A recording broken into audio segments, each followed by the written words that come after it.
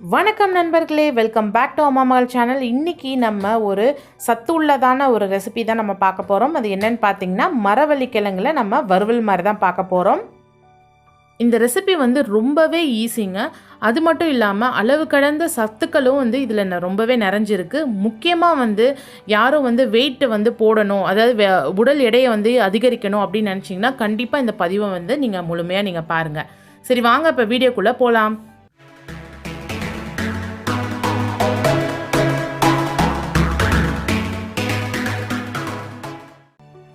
இந்த மரவள்ளி கிழங்கு பார்த்திங்கன்னா அதிகமாக கேரளாவில் நிறைய சாப்பிடுவாங்க. ஏன்னா அங்கே பார்த்திங்கன்னா நிறைய விளைச்சல் அதிகமாக இருக்கிற ஒரு பகுதின்றனால, அதே டைமில் இதில் சத்து அதிகமாக இருக்குது அப்படின்றனால விரும்பி ரொம்ப சாப்பிடுவாங்க.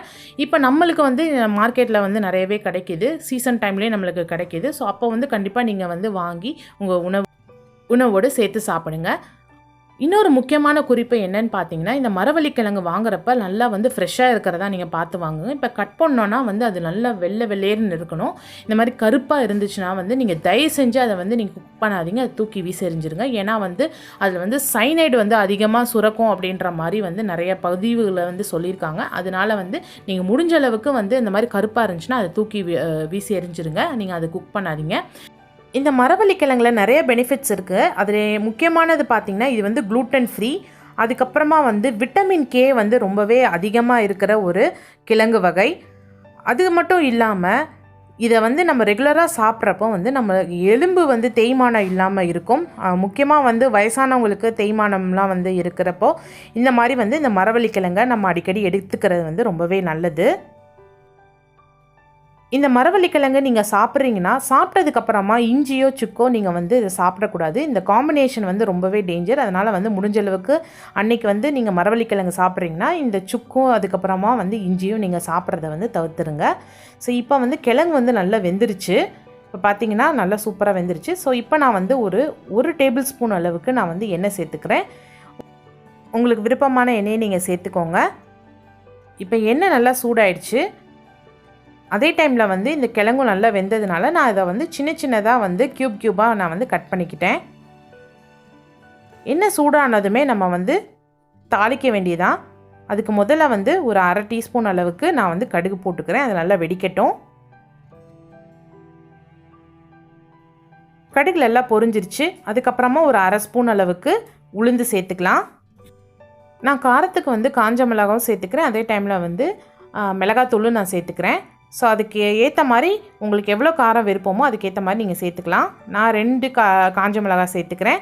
அதுக்கப்புறமா ஒரு மீடியம் சைஸ் வெங்காயத்தை சின்னதாக நான் நறுக்கி வச்சுருக்கேன். அதையும் நம்ம சேர்த்துட்டு நல்லா வதக்கி விட்டுருங்க. இந்த வெங்காயம் ரொம்ப வதங்கணும், ப்ரௌன் கலர் வரணுன்றதெல்லாம் இல்லை, கொஞ்சம் ஓரளவுக்கு வதங்கினா போதும். அது வரைக்கும் நம்ம வதக்கிட்டே இருக்கலாம். அதுக்கு நடுவில் கொஞ்சமாக மஞ்சத்தூளும் பெருங்காயத்தூளும் நம்ம சேர்த்துக்கலாம். ஏன்னா இந்த எண்ணெயிலே வதங்கினா தான் அந்த பச்சை வாசனை நம்மளுக்கு போயிடும். இந்த வெங்காயம் நல்லா வதங்கட்டும். இப்போ பாருங்கள், ஓரளவுக்கு நல்லா வெங்காயம் வதங்கிருச்சு. இப்போ நான் ஒரு கொத்தளவுக்கு நான் கருவேப்பிலை சேர்த்துக்கிறேன். அதையும் சேர்த்து நல்லா வதக்கி விட்டுருங்க. இந்த பொரியல் நம்மளுக்கு சாப்பாடோடு வச்சு சாப்பிட்லாம். அப்படி இல்லாட்டினா ஈவினிங் டைம் ஸ்நாக்ஸாகவும் நீங்கள் சாப்பிட்டுக்கலாம். இப்போ நான் ஆல்ரெடி அந்த கிழங்குக்கு நான் உப்பு சேர்த்துருந்தேன். இப்போ இந்த வெங்காயத்துக்கு தேவையான அளவு நான் உப்பு சேர்த்து நல்லா வதக்கி விட்டுக்கிறேன். குழந்தைங்களுக்கு பால் கொடுக்குற தாய்மார்கள் கண்டிப்பாக இதை மரவள்ளி கிழங்கை உட்கொள்ளலாம். அது என்னன்னு பார்த்தீங்கன்னா, நான் அதிகமாக பால் சுரக்கிறதுக்கு உதவி செய்யும் இந்த மரவள்ளி கிழங்கு. இப்போ நல்லா வதக்கியாச்சு. இப்போ அடுத்ததாக நம்ம கட் பண்ணி வச்சுருந்த கிழங்கை நம்ம சேர்த்துடலாம். இந்த கிழங்கை நம்ம காலையில் சாப்பிட்டோன்னா நம்மளுக்கு நல்ல எனர்ஜெட்டிக்காகவும் அதே டைமில் நம்மளுக்கு நல்லா ஃபுல்ஃபில்லாகவும் இருக்கும். இப்போ நான் ஒரு அரை சிட்டிகை அளவுக்கு நான் மிளகாத்தூள் சேர்த்துக்கிறேன். இது கொஞ்சம் டிஷ்ஷுக்கு நம்ம கலர் கிடைக்கிறதுக்காக நான் காஷ்மீரி ரெட் சில்லி தான் நான் சேர்த்துருக்கேன். உங்கள்கிட்ட அது இல்லைன்னா சாதாரணமான மிளகாத்தூளை நீங்கள் சேர்த்துக்கலாம். இதை நல்லா மிக்ஸ் பண்ணி விட்டுட்டு ஒரு 5 நிமிஷம் அப்படியே நம்ம விட்டுறலாம். நல்லா இந்த பச்சை வாசனை போய் நல்லா சூப்பரான வறுவல் நம்மளுக்கு ரெடி ஆகிடும். உங்களுக்கு விருப்பம் இருந்துச்சுன்னா நீங்கள் இதில் தேங்காவை துருவி சேர்த்துக்கலாம். நான் இன்றைக்கி தேங்காய் துருவி தான் நான் வந்து இந்த வறுவலை நான் செஞ்சுருக்கேன்.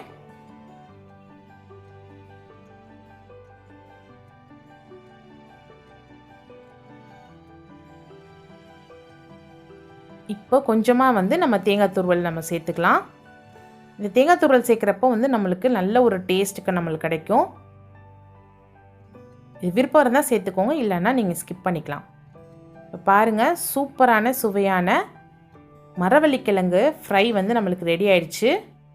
கண்டிப்பாக நீங்களும் உங்கள் வீட்டில் ட்ரை பண்ணி பார்த்துட்டு எப்படி இருக்குன்றதை சொல்லுங்கள்.